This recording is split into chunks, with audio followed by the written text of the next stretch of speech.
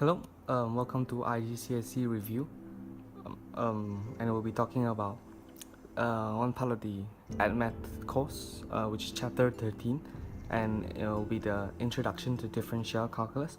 And today we'll be talking about the first part, 13.1, which is about limits. So initially, suppose we have these limits are particularly important when we talk about differential calculus because we want to find the points of convergence, which we'll define later on. So suppose we have the function f of x equals x to the 2, where the input values are here, the input of 1.9, 1.99, 1.999, and the output is 3.61, 3.96, 3.996. Notice that as the decimal expansions for input x goes closer and closer to the value 2, by increasing the 0.99 parts, the f of x, right, the output slowly and slowly becomes closer and closer to the value 4. So what we can infer from there is that this shows that as x approaches the value 2, f of x, the output, approaches the value 4.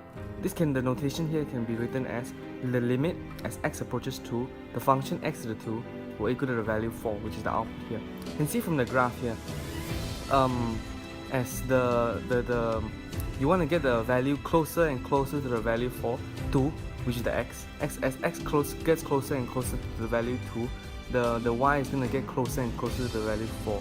That's what the limit really is to find the closeness to the function, to the output, where the input is slowly and slowly approaching the point, converging at that point. So the notation here is that since this is a specific case, we can generalize the case that if f of x can be made close to some real number big A, which is the output, by making x close to some value small a, which was 2 just now, where f of a small a equals to big A, where it was small a was 2 in that case, and you plug in the x squared 2 squared, which equals to the big A 4, which was seen in this case. We write it as like this: the limit as x approaches a, small a, f of x, the function x, which was x squared, equals to big A, which is the output. So note that the limit is defined as the value big A obtained from the input x, which would be close to but not equal to small a. So it cannot the limit is defined as approaching the values, the input, and reaching that output. So the point of convergence where finally as x gets closer and closer to some value small a, it converges at this point big A. So the limit is defined as that. You cannot just plug in small a and reach the value big A, the output. You can see in this example here, because that's what really what a limit means. Because you cannot, if you were to find a point of convergence, you cannot if it's something that is continuous. A function is continuous, which I'll talk about later on in the course. Example. So here's an example here where f of x equals to 7x plus x to the 2 all over x, and you have to evaluate the limit as x approaches 0. Notice that the function you cannot plug in x equals 0. As you can see in this case, you cannot plug in the value small a. You must plug in something that is close to but not equal to small a.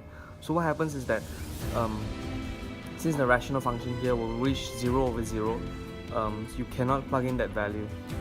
So what happens is that I will factorize it out, x bracket 7 plus x all over x, which equals to 7 plus x, and then you evaluate the limit from here.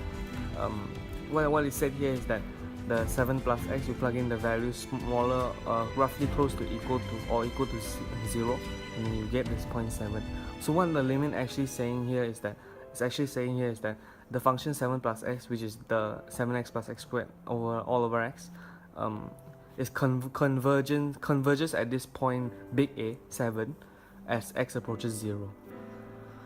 So here are some sample questions you can try out, but essentially what it is that the steps to evaluating the limits is that you should firstly observe if the limit for the value exists by just plugging in the initial value, the small a value given.